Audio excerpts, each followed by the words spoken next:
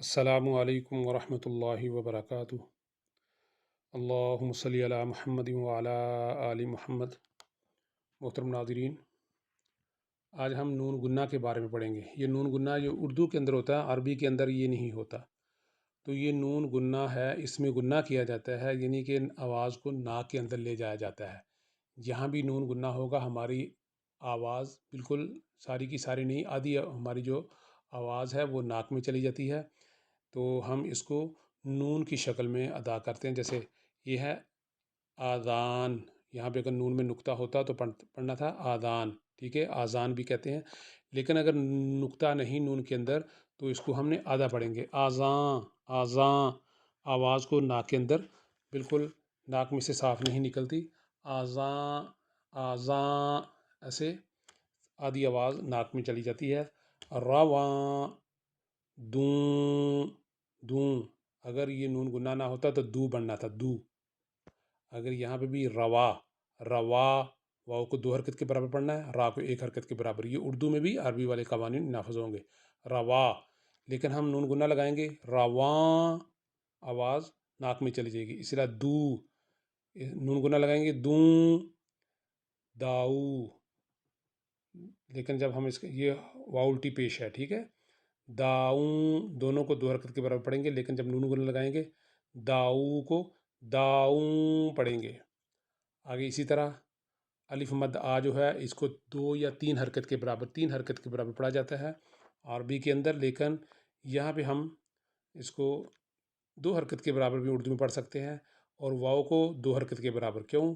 اس کے اوپر الٹی پیش ہے، واؤ الٹی پیش، او، یہ الٹی پیش ہے، اس کے اوپر وہ، یا حمزہ الٹا پیش بھی اس کو آپ پڑھ سکتے ہیں، حمزہ الٹی پیش او، کیونکہ یہ جو حمزہ ہے اس کے اوپر پیش ہوتی ہے اور نیچے واؤ ہے۔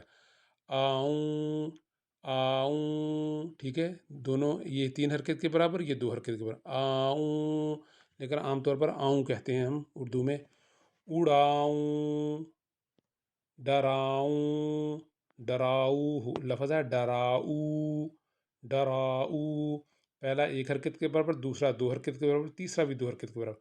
حمزہ کے ساتھ جب واؤ آ جائے تو ہم اس کو 2 حرکت کے برابر پڑھتے ہیں، ڈراؤ، لیکن نون گنہ، ڈراؤں۔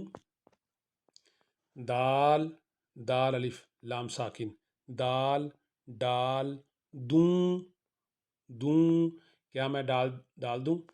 دال، ڈال، دوں، یہ کوشچن مارک ہے، سوالیہ نشان ہے۔ آم، دے، آؤں، روئی، اڑاؤں، روئی، اڑاؤں، آذان، دے، دوں، یہ بڑی یا استعمال ہوئی ہے اردو کے اندر، بڑی یا۔ لیکن اگر یہی یا عربی میں ہوتی تو ہم نے دی پڑھنا تھا یہاں پہ، کیونکہ اس میں دے والی آواز پیدا ہی نہیں ہوتی۔ آم، اگر چھوٹی یا ہوتی دی ہوتا، لیکن بڑی یا اردو میں دے کی آواز، قطرے کی آواز پیدا ہوتی ہے۔ آم، دے، آؤں، روئی، اڑاؤں، آذان، دے، دوں۔ اسی طرح یہاں پہ آدم، آؤ، یہاں پہ آؤ پڑھنا ہم نے، کیوں کہ یہاں پہ نون گنہ نہیں، اگر نون گنہ ہوتا پھر آؤں پڑھنا تھا، آدم، آؤ، اور نہیں، یہ حروف لین پیدا ہو گیا اس کے اندر، آؤ، اور، کیونکہ زبر آ گئی، واؤ سے پہلے زبر آ گئی، اور۔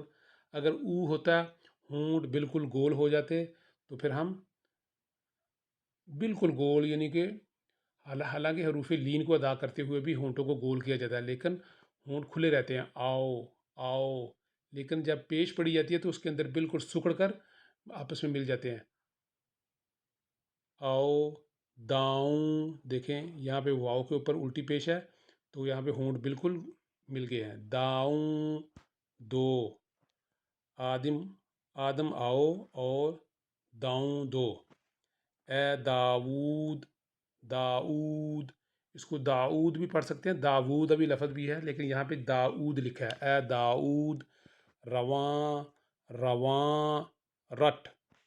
اس کے بعد یہاں پہ یہ اردو کے اندر ایک ہے، یہ 2 ہے، دو کے اندر 2 شوشے ہیں، ٹھیک ہے، 3 کے اندر 3 شوشے ہیں، یہ دندانے، یہ 4 ہے، اس طرح لکھا جاتا ہے، یہ 5 ہے، اور یہ 6 ہے، یہ 7 ہے، یہ 8 ہے، یہ 9 ہے اور یہ 10 ہے۔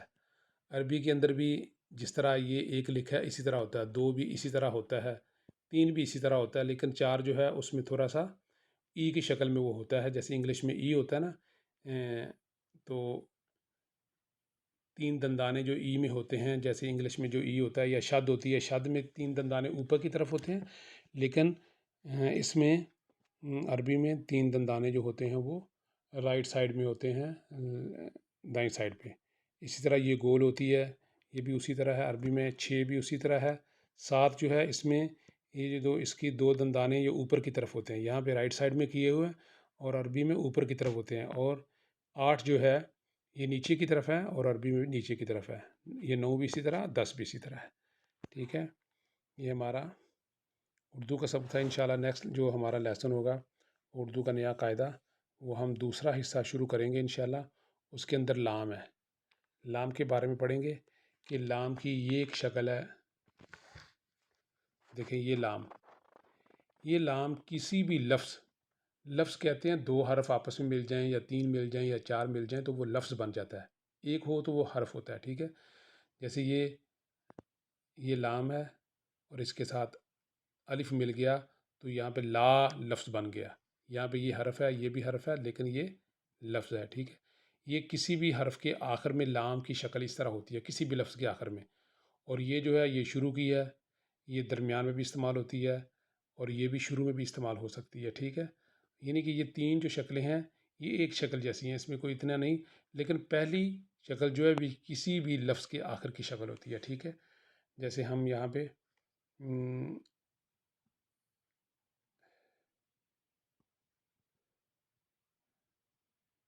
لام یہاں پہ یہ دیکھیں یہ ہے، یہ لام زبر لل، تو اس کو ہم یہ لام کی آخر میں لام آیا تو اس لیے یہ کمپلیٹ شکل میں آیا، ٹھیک ہے۔